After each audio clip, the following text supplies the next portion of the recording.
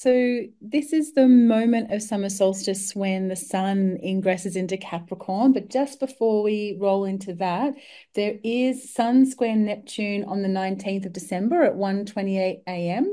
Um, and it's worth noting because a couple of days later, the sun is going to enter the nodal bendings, which is actually where it is here in the summer solstice chart. And so the nodal bendings are the square points that exist between the nodal axis.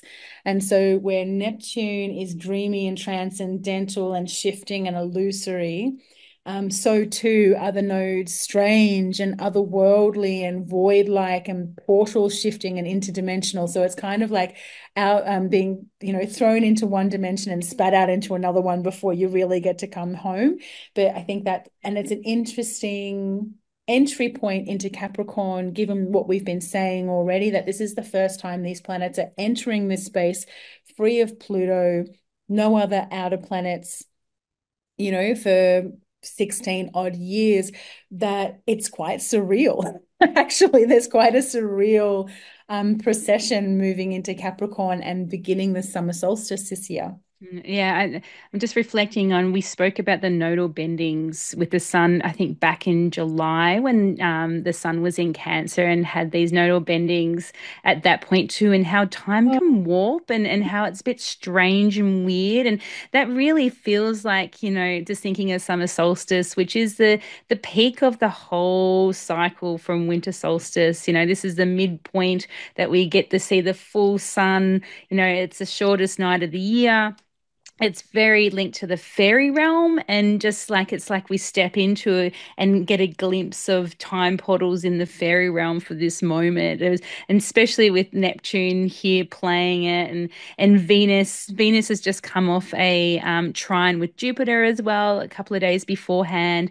And yeah, it just feels like, ooh, like thing could, just get taken off by the fairies this night of this summer solstice. It feels such a lovely time to gather and to be with your community and to celebrate this peak, festive moment of fairy realms of summer solstice, and have this moment to enjoy what fairy realm is like, and really also honoring the middle realm journey of the plant spirits. And that just feels like that dancing in the forest with the frogs and the birds and the fairies and sitting on mushrooms. Like, it could potentially be this way with, especially with, as I said, that Venus and Jupiter and Neptune so closely related here.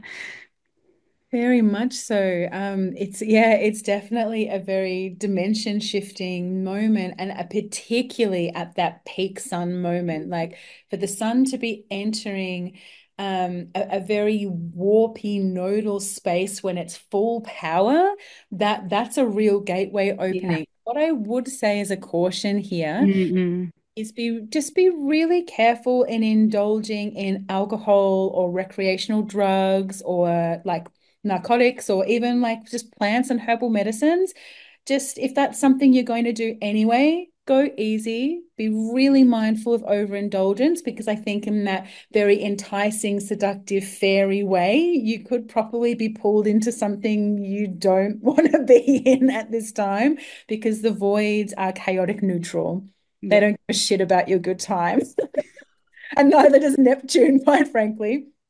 Like, you want another world? I'll give you another world. It just reminds me of the fairies, and that sort of vibe that fairies are humans and not friends. Fairies are not keen on humans, and actually getting to see that darker side of the fairy realm in, like, if you go too far into what actually is here, it's not all eating that mushrooms and frogs dancing. It's actually like fairies are fucking dark on us for doing what we do to the planet and their home. Like, you can easily get tripped up into that, especially with, as I said, that Saturn and Jupiter starting to really form that square. Like, it's just like, oh, that could be super tense if you go into, let yourself go too far Yeah. and get taken away. Like it feels like that edge of Yeah, that real edge walking a little bit, especially at 0 degrees. And this is the last time that the sun is in the nodal bendings between Aries and Libra in this realm as well, because next time they meet, the sun and the nodes meet in this kind of way, the nodes they'll be moved. They'll be in Pisces and Virgo land. So this might be the last sort of maybe insight too of what this nodes had to offer in Aries and Libra areas of your chart as well.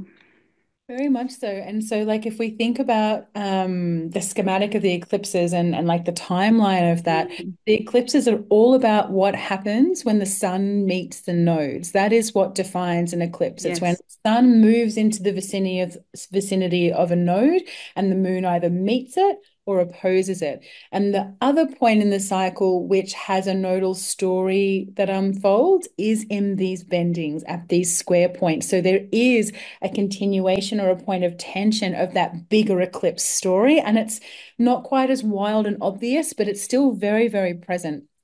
And so you might find whatever kind of themes these Aries Libra eclipses have been bringing up for you, you might find hints of them at Mm. this time as well. And yeah, I think particularly coming out of that square with Neptune, that will be very fertile for that strangeness to come through.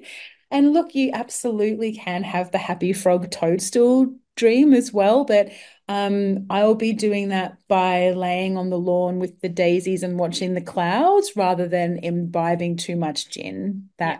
that day. And yeah, just choosing like there's a certain amount of control you have by choosing how you interact with that. But Mm-mm-mm. yeah, and it's quite a powerful. This is the sun at its most potent, and so Mm. what does a luminary have to say to the eclipse story when typically eclipses are sort of like damaging or corrupting the luminaries because it's changing their regular program of like ticking along every day over the 365 days of the year like the sun does. The eclipses are a scheduled moment of chaos within those typical cycles. What does it mean for the sun to be at full potency and power when it enters a point of tension with that eclipse story? That's really fascinating to me. I'm really morbidly curious You know, about what pops up there right before Christmas too.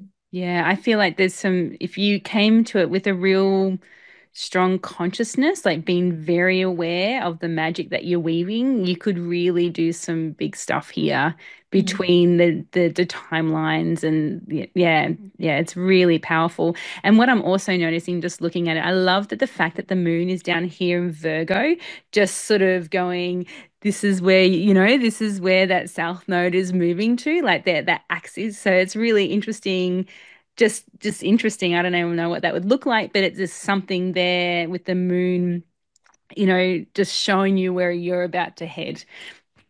I really like that too. And the moon, yeah, has just come out of a trine with the sun too. So is slowly starting to wane in its harvest phase. Mm. Um, And it's and opposite Saturn too, just quietly or not so yeah, it is quietly. too. Yeah, so again, like in terms of portals and thresholds being, Square. they Mm. are open. Like on the message, they are open at this time through a couple of different ways.